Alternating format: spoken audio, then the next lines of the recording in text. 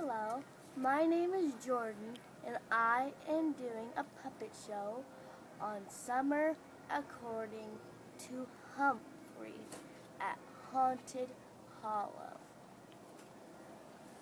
Once, Humberly and his friends were sitting around a campfire telling spooky stories. Once, some friends were sitting around a campfire and they were talking. And they got a call. The phone rang.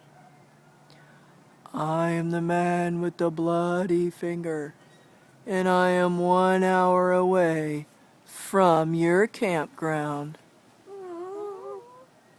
They didn't care. What? Then they were talking, and then the phone rang again.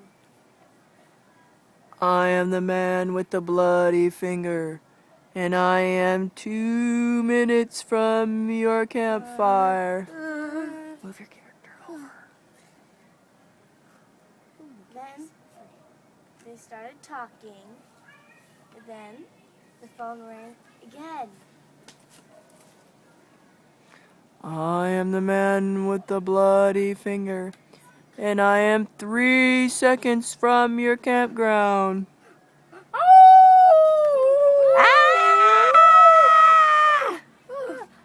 What was that? What was that? Was that the man with the bloody finger? I don't know.